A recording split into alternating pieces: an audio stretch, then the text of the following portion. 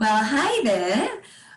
Welcome to the Sensibility Podcast. Today we have Sarah Warren, who is an amazing artist and a good friend of mine as well. And I've been so excited to get her on the show because, well, she's literally an artist that has done lots of events. Years ago, I met her when I was doing fundraising events, and she's even speed painted in my wedding and done videos and photo shoots for me. So we've got a bit of a background, but I really wanted to bring Sarah on to have a chat about her career, some of the amazing work she does for charity, and also bring to light the challenges artists also have when it comes to valuing their work. So again, we bring the money spin to the conversation because I'm sure that there are a lot of people that really struggle. Some people even put their dreams of being a creator off because they're worried that they're going to be starving to death through their career. So that's something we want to chat about today. So thank you very much for joining us, Sarah. First of all, I want to commend you on this amazing work that you've been doing with your charities and the events you've been doing. So first, do you want to just give us an idea of your business and your how it's all structured? Okay, Amy, I can do that. So I am a speed painter. And what a speed painter is somebody who comes to an event with a blank canvas and puts it on a stage, and they'll have a certain amount of time, whether 5 minutes to an hour, hour and a half, to create a work from start to finish while the crowd watches.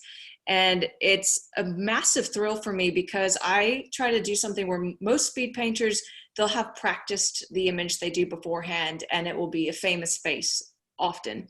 Whereas I take a different spin on it, and my heart is to encapsulate the event that I'm painting, whether it's the energy in an abstract way or the landscape from where we're at, like say it's a wedding reception, and capture where that wedding took place and make a different painting every time I paint live. It's very rare that I'll do the same image, which is terrifying for me as an artist, but keeps me on my toes and keeps things fresh.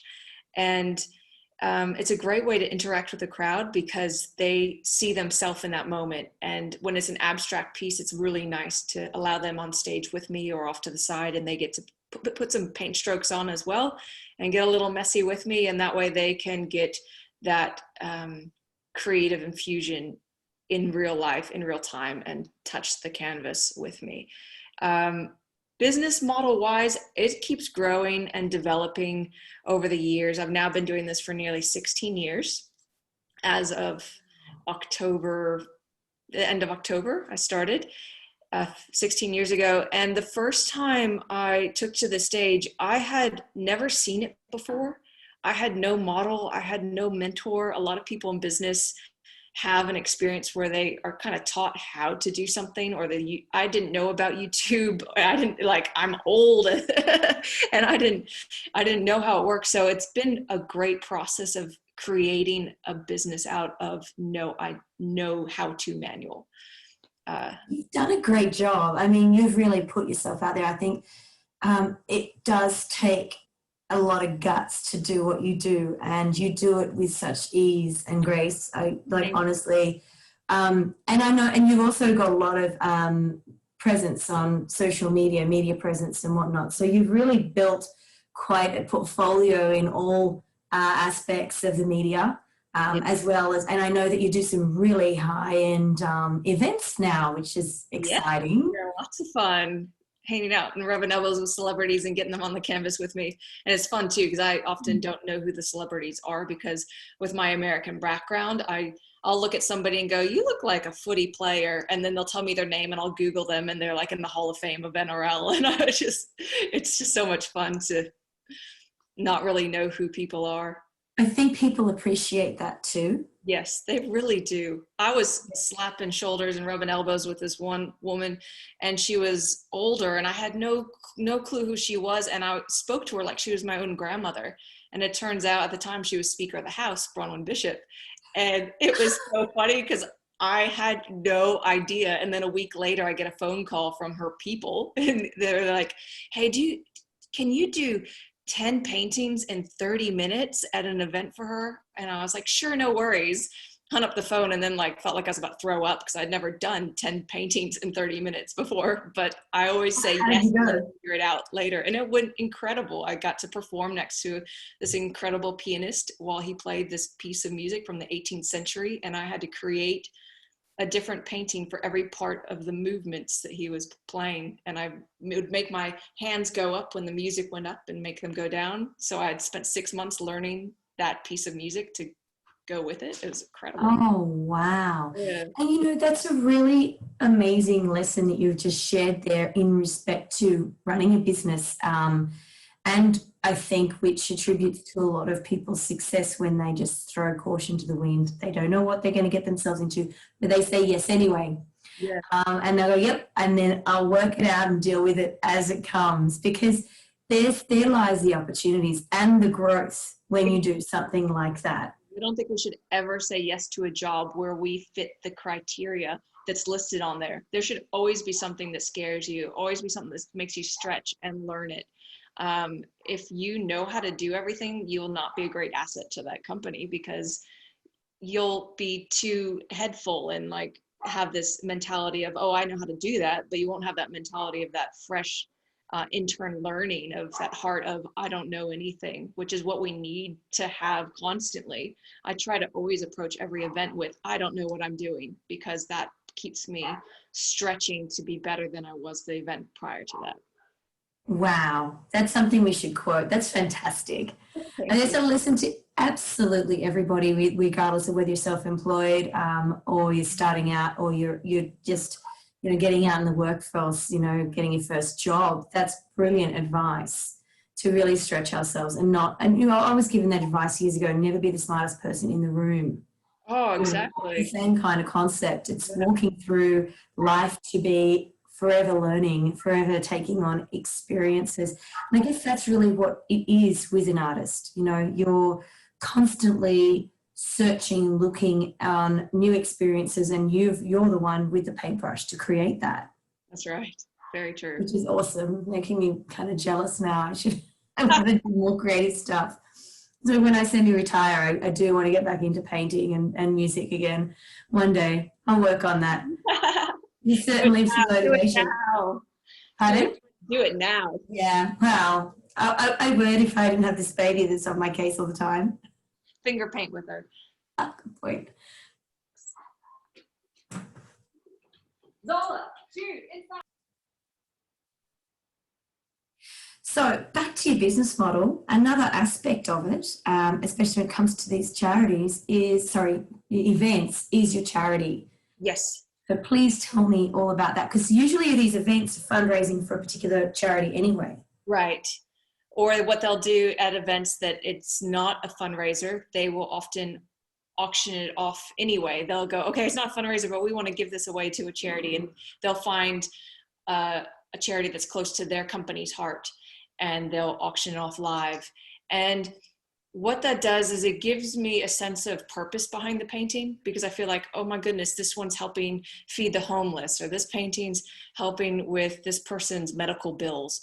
And whatever it is, it makes me feel like I'm not just here to entertain people. I'm here to inspire them and give hope and help. And I think that people will look at me and they often go, oh, you're so lucky you've got a gift like that you can help so many people.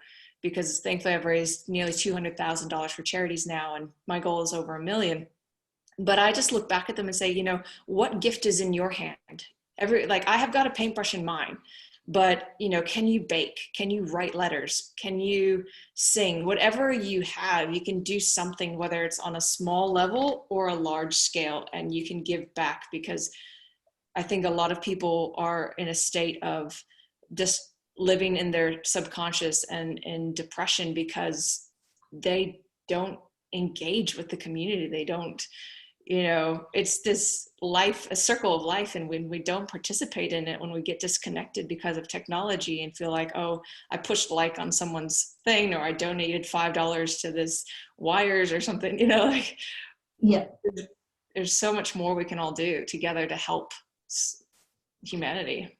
Yeah. So I guess when you're at an event, you really feel like you're encouraging an entire community to be involved in a particular charity. Yes. And also with your work, I remember in the past, you had a charity that you chose for, if you did a commission painting, for example, always a percentage. Is that still happening where a percentage of that money would go to a charity?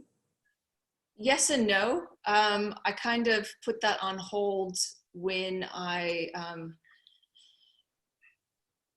how do I say this? When I had a massive life change a few years ago and was kind of, I left a 12-year mixed orientated marriage and decided I was going to be free and be me. And I left with hardly anything, like nothing. And so the charity became, let's get my kids fed and get myself on my feet, and learned how to put the mask on myself. And Very good. Yeah. and thankfully, I do enough events where I don't feel like, hey, every commission I have to give back, because I feel like, hey, it's my kids' turn to have a pair of new shoes. It's my kids' turn to have their sport paid for. So, and COVID's been a very interesting season for every artist. I do believe it will get to the point where I do get back to that. But I'm also in the process of becoming a foster parent. And so that again becomes a way of giving back. Absolutely. It is a way of giving back. And I actually commend you for that, because that was actually a perfect segue to the next topic on valuing the work that we do. But it's really important that you're giving that back to community in many ways, and $200,000, well done, that's fantastic. And I can see you exceed $1 million. Oh, yeah. Don't put a cap on it. No, for sure. I remember when we first met, you said you really wanted your get to that I always struggle when I'm talking too fast. Philanthropic state where you're that far up there with your artwork that it's just an effortless way of giving to charities, and you will get there. I believe that. That's sort of your journey. And already watching you in the last few years, sort of, okay, you've been doing 16, but I'd say in the last, when did we last do something together? Say 5 years, you've just gone, and it's only going to go further. It's only going to go further. Very true. So anyway, so I think what you're doing is fantastic. And going back to putting, getting kids shoes and putting food on the table. And yes, I get that whole experience of coming out of a relationship. We were talking about this prior to recording, is that women often lose themselves in a relationship, sometimes lose a sense of the financial situation, which is why I'm doing sensibility. It's like bring the conversation of money back to being normal and empower people with that message. So you saying that, you've changed your business model so that you could actually, you're not giving a portion of your paintings away to charity through, like when you do a commission, but you're feeding your family and you're building your financial future with your art, which is, it's a must. It's fantastic. And I remember years ago, if you don't mind me sharing, when I came down and sat with you guys, you're looking for a bit of direction, financial advice around super and all that. And I'm always, I asked the bigger pictures, and I asked about your business and your art. And I remember thinking, man, you've got to charge more, And I mean, you've gone from strength to strength. I mean, it's because often we undervalue.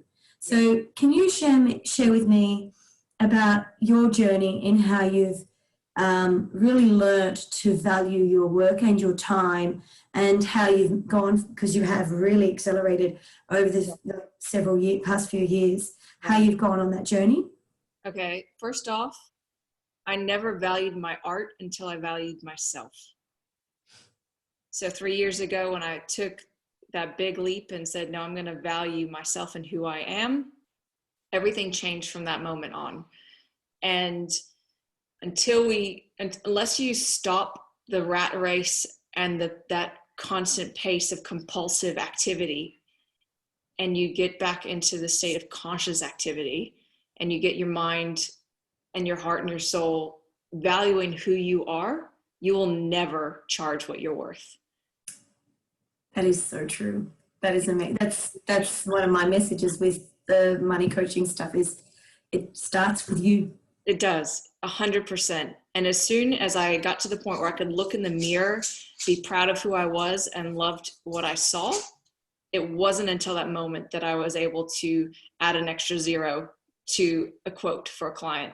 And then I learned the power of giving 3 options. A lot of artists will just say, okay, here's the price for a commission or a mural. And I now will do a mood board and give 3 price points. And it cracks me up because I'm still surprised when they go for the highest price point. I always expect the middle one or the cheapest option, but they come back and they're like, oh no, I want the gold package, or, you know, whatever I've titled it for that particular client. They're like, no, I want the jaw dropper, you know, whatever it was. And then I always get off that email going, oh my God, they went for the higher price point. And then I realized, hey, they're valuing me as well because I've learned to value myself. Yeah. And when we, you know, invest, like a piece of art for me is an investment. Like I've got the painting you did for our wedding in our stairwell. So I see as I go up and as we go down every single day, it's something I see. And it's when you invest in something, there's another level of love of it, you know, whether it's an item or whatever, it makes you feel good. It makes you feel worthy when you're spending that money on yourself. So when your clients are going, I want the best package because I love the work and I know I'm going to love it and it will make me feel good. So again, it all comes back down to how we all feel. You know, first of all, it's reflecting on you first. You know, you are confident. You know who you are, and that is reflective in your artwork. It's very true. It's very true. So if you don't mind, I know might be a little bit personal, but what were the transitions that you've had? I mean, I know you've gone through that relationship breakup and then gone, okay, I need to, you know, start working on yourself. When was that point where you were like, I've got to, you know, change the model from how it was to bringing, you know, making sure my family are looked after and also then how I'm going to look after myself? Were there any trigger points besides the, you know, relationship breakup? Were there any moments that sort of had you go, I'm not going to do this anymore? Did you have any? There's that quote that says, like, you're an idiot if you keep doing, the definition of insanity is doing the same thing over and over again, expecting a different result. When I looked at what I made over the course of the first 12 years of business, and I go, it's not increasing. It's not going where I think it should go. And then I looked, had I changed anything? No, I'd kept doing the same method over and over again, how I approached a canvas, how I approached a client, how I approached the day. So changing it up meant for me, one, my mindset about who I was, but it was also things like realizing, thanks to my partner now, she always says stuff like, if saying yes to somebody else, sorry, let me start that over. If saying yes to somebody else means saying no to yourself, then don't say yes to somebody else. And I kept realizing I had kept saying no to myself for so many years and saying yes to other people, to people please. I need to create what makes me come alive. So for instance, I've had people approach me and say, oh, will you do art classes during school holidays? And I sit there and go, actually, teaching children who have had a bunch of lollies on their way to come see me is not my ideal of coming alive. And so I say no to opportunities that don't make me go, oh my God, that sounds like so much fun. Now, if it's working with refugee kids or community children on like a mural or something, yes, I'm all in most of the time. But when it comes to doing certain projects, I go, no, that's not me. And as soon as I said yes to things that made me come alive and no to things that didn't, that also increased my business. Wow. Yeah, these are great nuggets. I love this. Because this is so important for everybody to hear. Yeah. You know, because the biggest message I'm hearing is you've got to find the joy. And being a creative, that's where it comes from. It's reflective in everything. One thing I learned as a money coach, that was the thing. I did this assessment because I basically had to become a student, go through the process. So I was like a client and to become the teacher. Right. And the interesting thing, and that I can, my background was singing and I did art before and performing arts before I got into finance, but I actually had put all of that off in my life. And this was some time ago anyway. At the time, I didn't realize how depressed I was. And my mentor turned around to me and said, "You have no creative. You're the archetype of the creator is not even there. You've got not even one word that I could describe about myself at that point in my life was creative." And I just went, oh my God. And I used to say this to Brett when we first met, if I'm not singing or listening to music or doing something that's or getting dressed up or just where I'm expressing myself in some way, something's wrong. Yes. And listening to these teachers sort of bring this to my attention, I realized, geez, something's really wrong here. And so one thing I'm always encouraging my clients who are doing money coaching with me is you've got to find that creator, because that's when you've got that creativity, you'll go and have that sort of the magician and the warrior that's sort of going to help create and manifest the lifestyle that you want with finances and the opportunities and all the things that we desire and dream of when we sort of sit down and go, well, this is the career path I want to take. This is the jobs that I want, the business I want to build, or the events that I want to be booked for, whatever the case may be. That's all got to come from the creator. And that's got to come from within, that burning desire. And joy is the one thing that actually pushes it forward, which is amazing with what you just said. Like, it's fantastic advice. Yeah, I think people in any sector of business, any industry, when they don't tap into their creativity or they don't believe they're creative, they're missing out on one of the biggest assets to their life. It's kind of like, I would compare it to if I said, okay, look at your phone for the next 5 minutes and look at apps that you haven't really opened and find something out about your phone that you didn't know before. Everyone could find heaps of things because there's always apps that are unopened, untouched, and you go, oh my God, I had no idea my phone had that capability, whatever it may be. And you're like, wow, that's so cool. In the same light, people don't realize their heads, their brains have over 100 million brain cells, and that their bodies can move in over 700,000 different ways of movement. There's so much creativity tapped in within people that if they just gave themselves that 5 minutes a day to go, oh, I had no clue that was in me. Mm-hmm. Whether it's doing something, I think the best question to ask yourself is, when was the last time that I did something for the first time? When was the last time you tried a new food?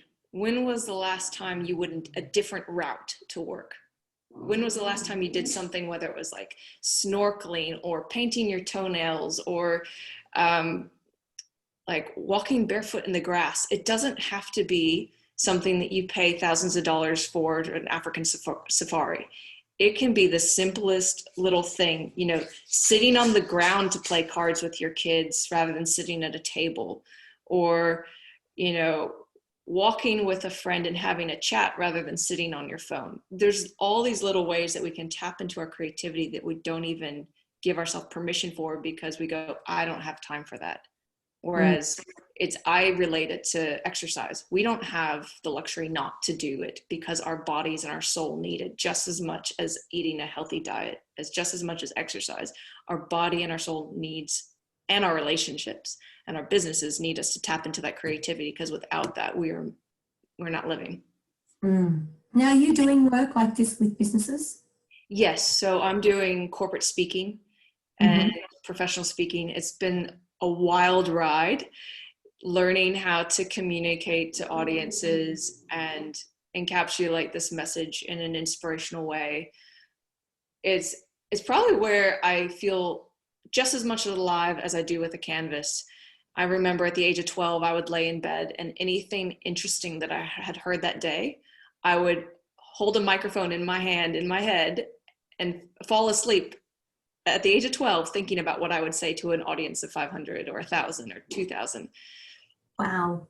And now that's what I'm doing. I get that joy and honor, and I'm getting bookings with some banks and large companies where I get to relay this message of creativity into the business world. And it's just such an honor. And it's so needed. It is so needed. It is. And I believe that you throw some creativity in and it will increase productivity. Definitely. It'll increase better problem solving skills. It'll probably lift the morale of the teams. It does. It probably will shift the culture within the organization in a positive sense. It's like bringing some color. I'm wearing black today, but normally I've got a bit of color going on. It does, it can lighten up the entire experience. So that's fantastic. So that was also one of my questions. So because I know you do events, charity speed painting, and you're doing these corporate events. And I was curious because you did ask about how what lessons you learned in COVID-19. It was very interesting to read a lot of people's opinions. So there was a lot of negativity. Whereas I was trying to, I'm always, and everyone who listens to me or clients of mine will say, I'm always looking for the silver lining. COVID, as hard as this year has been, you've got to find the opportunities, and that's where the gold nuggets are, Very true. But it was really interesting to see how many negative messages, but then there was some beautiful, beautiful positive comments, especially from people stuck in Melbourne. So, the ones you think were really struggling were actually looking at the brightest and most positive notes. So how did you go with that event? Oh my goodness. Are you talking about the painting with the Melbourne people? I'm not sure. You put out there that you've got to write this big speech on COVID-19. Oh, that was so funny. Okay, so yeah, I had to do a keynote speech regarding COVID, the bushfires, everything for a bank. And I had to pre-record it. We're talking not a 15-minute speech. We're talking like 35, 40 minutes. And I learned so much in that moment of how difficult it is to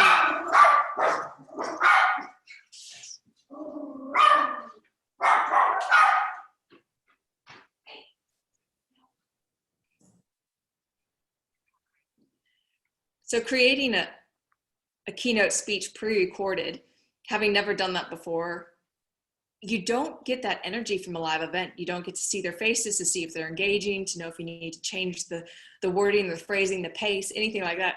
So I saw the challenges of it, learned so much, and it was a great experience. They loved it, but then it was so funny because I could go into the analytics of the video and go, okay, this is where people's attention drained, and a lot of people push stop on watching the video. And I think sometimes my best events are the ones where they were technically a fail, in a sense, because you learn the most. You learn more than you learn more from one difficult event than you do 20 great events. You know, that's how you stretch and grow. So yes, that was challenging, but I've also done a lot of virtual events with team building where everyone gets watercolors with me and I teach them through Zoom, which has been incredible to connect with all these people in Melbourne. And they've got these companies that will reach out to me and I get to draw and paint with them, and their kids join in. And then it's great because the coworkers get to see who their coworkers painting, and then they hold up their paintings and go, oh my God, I had no clue you were a gifted artist. It was like the secret talent that you hadn't told us. And just that connection that it gives them is just a great experience. So that sort of answers the question I was going to ask about how you're working through being an artist during a time when art hasn't been as celebrated as it should be, because we're in, parts of the country are still in lockdown, we've been in lockdown, and then there's this whole, you can't do events, that that's slowly going to change in the future, which is really exciting. Sydney's starting to lift all of that, and other parts have Australia, but you can't go to Brisbane, you can't go to Queensland yet, and obviously Melbourne's still in that quite very strict environment. So how have you been able to pivot, there's that magic word in this industry, your business to keep the food on the table and the roof over your head as an artist? Great question. So for me, 2020 has been the greatest year of my life. I know many people wouldn't say that. It hasn't been the greatest financial year, no, but I have learned and grown more, and there's still food on the table. And a lot of artists can't say that they're out of the red. And I'm really grateful that I am still, despite losing, like I lost every event in a matter of 1 week as soon as COVID hit. Just phone call after phone call. Sorry, this event's canceled. Sorry, this event's canceled. And instead of saying, oh, too bad, I immediately came back to them and said, hey, have you changed this event to a virtual event yet? And then offered to paint live. And I was able to save several events by painting live from the comfort of my home. Didn't have to travel anywhere, just shipped the painting off afterwards. And another way I pivoted was I've taken on more murals than I've ever done. And so I've grown my skill level as a muralist. And then performing virtually, that's been a big, massive challenge because once again, you don't have that energy of a room to feed off of. But because I've been doing it several times now, it's getting better, flowing better, learning how to keep the dogs out of the studio while I'm trying to perform live. And the best part is now I can look at the years to come and go, oh my goodness, I can perform in 7 different countries in 7 days if I wanted to because of technology. Like, absolutely, which is what I'm thinking. Like my mind goes a million miles an hour, as you know. I start thinking all these ideas for you. I mean, you could really kick ass with your goal of $1 million now, because you don't have to go on a plane and stand in front of a couple of thousand people at an event. Right. You could be on, virtually in front of millions of people and do a worldwide charity event. Exactly. Oh, that's a great one. So yeah, there's so many different ways. I think that people that don't want to see the silver lining and they just want to stay in that victimhood mode, they're not going to experience the richness and the gold that this year has provided. I think our planet needed this year. My heart does go out to the people that have lost loved ones. In the same sense, how many millions of lives have been saved long-term because the reduction of gases in the air, like they've said the amount of people's lives that have been saved in China alone from the reduced emissions from the factories is huge. And I think it's made people more connected to each other. I think we were getting our life and our pace of life was going so fast to the point where we were losing all connectivity. And I think this year kind of was a wake-up call for millions and millions of people to slow down and enjoy family dinners. I've never played so many freaking rounds of Uno in my entire life as I have in the past 6 months.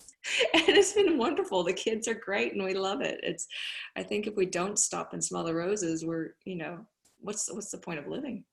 Yeah, no, it's a really good message. And it goes back to what I was saying when you asked people on social media, maybe a month ago, when you were doing preparing for that virtual speech, there were a lot of negative, but the positive was actually very similar. That message of this is a time to smell the roses. This is a time to actually take a breath and have a look at and appreciate, the stars and the sky and the clouds and your family. And it's, the little things actually become the big things. Right.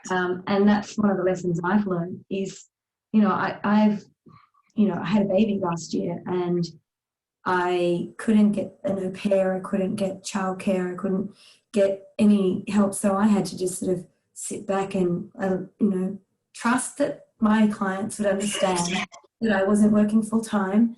And actually for the first time, even though I love my boys, I never really had that hands-on stay-at-home mum experience with my boys either.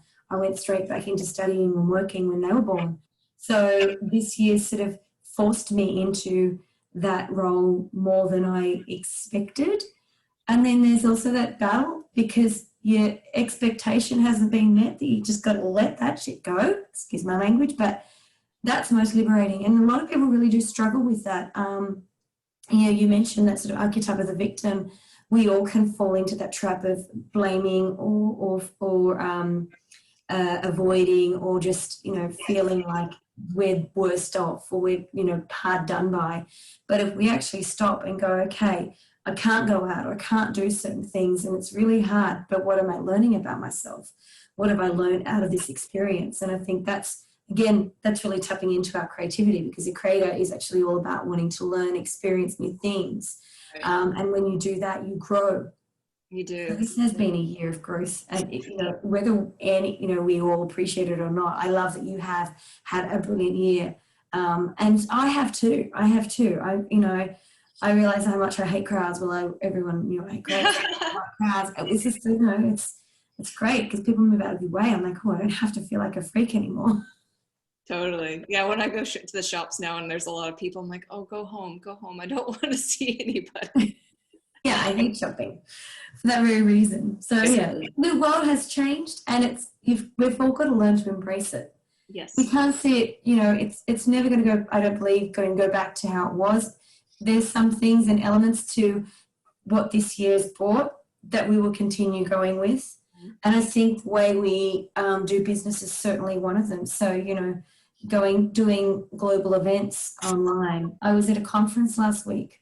It's when I really wanted to invest in some earpods, because the wire was starting to annoy me when I was out and about. But, listening in to speakers, these keynote speakers, and they said similar things to you, that whole, it's really hard to gauge the energy of your listener when you can't see them or know that they're there. It's like complete silence.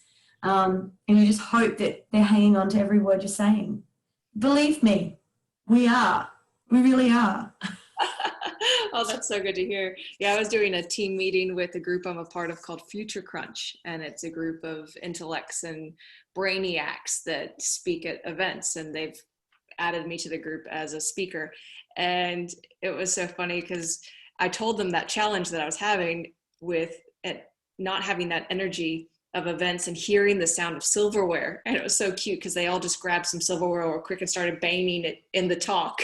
So I could have that moment of feeling like they're present, they're having dinner while I'm speaking. And it was just really cute, of speakers understanding speakers. Yeah.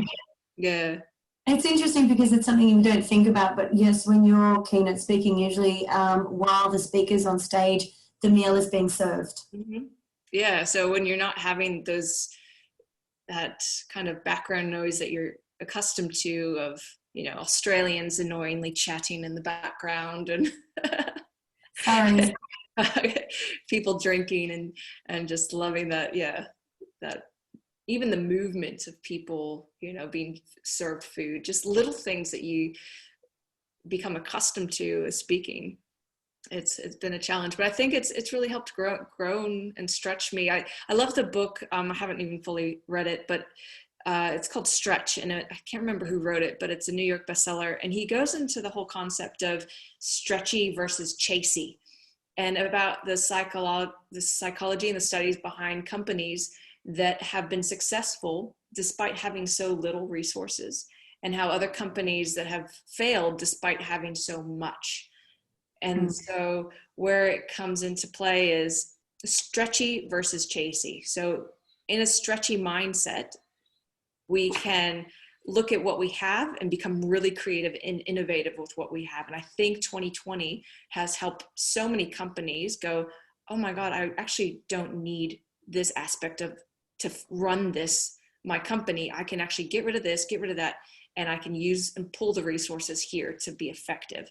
And then the ones when we are in a chasey mindset, we go, oh, I don't have enough time. I don't have enough money, don't have enough intellect on this subject. And you're always chasing for the next thing. But when you live out of that mindset of being grateful for what you have and work within that framework, you actually can be more successful than someone that has twice as much education in finance. That is so true. Another amazing piece of advice from you today, Sarah. I'm loving this. This is fantastic. Thank you. I'm going to tell everybody they have to listen just all the way through, because even if they're not into sort of the arts or wanting to know what this message is about, I think you've got a lot of you've had such a massive growth spurt, I guess, and a lot of experience, and also doing a lot of corporate events. You've done a lot of research on the topic as well. So you're sharing some very valuable pieces of advice that everybody will benefit from. I wanted to also ask, so where to from here with you going forward? We're still in the thick of COVID-19. We don't really know when the end is nearing, or when, so we're still in very uncertain times. What are your plans with your art and your events and whatnot? That's a great question. There's three main things I'm growing in. One is COVID made me purchase an iPad Pro and learn how to digitally paint, because I was being approached with tech companies saying, hey, we want you to paint, but we don't want you to paint on a canvas. Can you learn how to paint digitally so we can put it on the entire wall and you paint live at events that way? So I'm learning a whole new skill set, which is a lot of fun. It's great when you can just like double click and erase what you've done, and it's completely, a stroke is completely gone. When you're working with wet paint and you make the wrong stroke or the wrong color, it can get muddied if you don't know what you're doing. So it's really great to go, boop, done. So that's one aspect, is growing in a whole new skill set of art, a whole new medium. Two, I really am wanting to start doing a series of paintings that I create for me. I'm constantly creating work for other people, and I feel like it's time that I create a series of work that reflect my life over the past 2-3 years spiritually, where I've grown and changed and how I see things.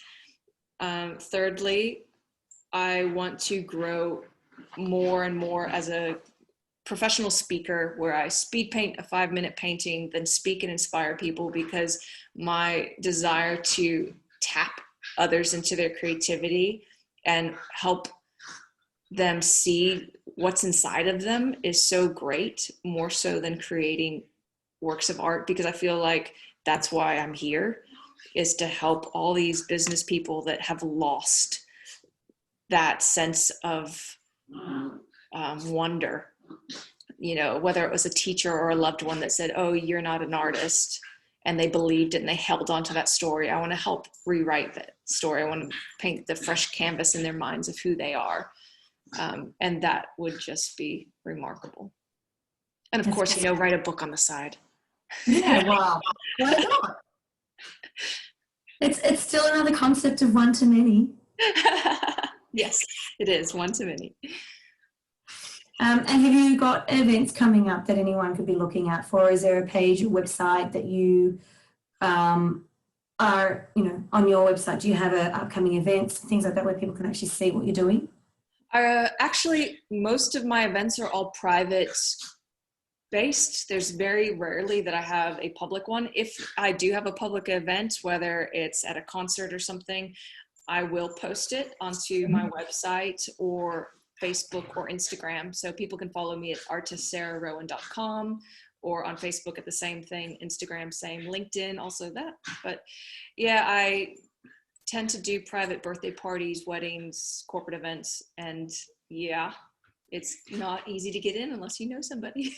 True, those kind of things are very closed off. You were at my wedding, and another girlfriend's wedding, and they're very, you're right with your artwork. It's always very different, and it's never the same thing. I've been to quite a few of yours. I remember the first one was because a passion of mine was the pink event, like the pink ribbon and breast cancer awareness, and so you did this incredibly beautiful picture of a woman, sort of a silhouette of a woman, but we were in this amazing sort of yoga studio garden. So you used, I get the inspiration of the colors around you with all these beautiful greens and golds and browns, very organic looking. It was just stunning. And we ended up getting that sold by someone who wasn't even at the event, because we posted it religiously over social media, and someone came back and went, I love that, I want it. So I remember that was probably my first experience with you painting. So I really love seeing how you've blossomed a lot over the years, Great which is memory. fantastic. I didn't even remember what I painted until you said it. Yeah, I do. I mean, how many, do you have a number of how many paintings you have done? I've done over 400 events, and some events there's 2 to 5 paintings at. I know I've done probably about 1,000 paintings at least Right. since uni. Yeah, And you've raised over 200,000. I'm at almost the 200,000 mark. Right. Largest sale was a piece that went for 50,000 to help fund MND research, motor neuron disease. And I know who bought that. You do. And that was beautiful, that painting. So it was quite a sort of an abstract of the city skyline, wasn't it? Yeah, I do a lot of Sydney Harbor pieces and just try to change it up each time just because I love the city. I It's think it's beautiful. stunning. And yeah, I met my future wife at the Opera House. So it's just near and dear to me, that Yeah. harbor. And what I guess you've given us so many amazing lessons today. Mhm. If there was any more pieces of amazing advice, what would that be? The moment we say to ourselves, not possible, we are saying, I don't want it. We're telling the universe that we don't really want it, even though we may want something. The moment we go, oh, that's too hard, I don't have enough money, I don't have enough education or time, we're just saying, I don't really want it. So be careful what you say is impossible. The other thing I'd say is change your definition of success if you constantly find yourself chasing success, because you're doing yourself a disservice. I used to think, oh, when I'm on TV, I'll make it then as an artist. Didn't happen. I was on TV. That wasn't a turning point. I thought, oh, if I paint at the Sydney Opera House or at Parliament, that will be the point that my art career takes off. Nope, didn't happen. Oh, when I tour Europe as a speed painter performer, that will be the moment. I got to tour Europe for 12 days, performing all over Europe. That wasn't it. And I looked back over all those things. I've realized my definition of success is so warped. It wasn't a single event. It wasn't a single moment. It's the journey of it. And if we think we're going to have a Justin Bieber experience and we're going to be discovered by an agent on YouTube and become, wow, that is like 1%, if not 0.5% of people's success. Success is in living and journeying and being conscious and present with each and every day and moment, and not living a life of good habits, because good habits are actually not even healthy, in a sense of you just are living subconsciously. You're not really there. So change your definition of success, and that's where you'll find it. Enjoy the journey. Wow. Oh my God. Thank you so much. This has been the best. I love doing this. And you've just given us so many beautiful pieces of advice and experiences, like just through this short hour. So thank you so much. I have to get you back on again. I would love to. Think about what we could talk about, but there's so much. And I think that you could do a virtual thing worldwide and really boost that amount. I reckon it's all possible, right? The one thing you're all about is not putting a limit on it, right? Exactly. No limits, no ceilings. That's it. Yeah. And enjoying the journey. Well, I'm going to wrap it up here then. So thank you so much. So reach out, follow Sarah. If you're in the corporate world and you think that your work would benefit from one of these events, by all means, get in touch with her because she's fantastic. I can't sing her praises enough. Thank you so much, Sarah. I really appreciate your time today. And I hope everyone has gotten something like I have. I feel like I'm just so motivated now and gotten far more clarity than I did an hour ago. So I'm hoping everyone else has enjoyed that. Thank you. My pleasure. Thanks so much for having me, Amy. You're amazing. Enjoy. So are you. Thanks.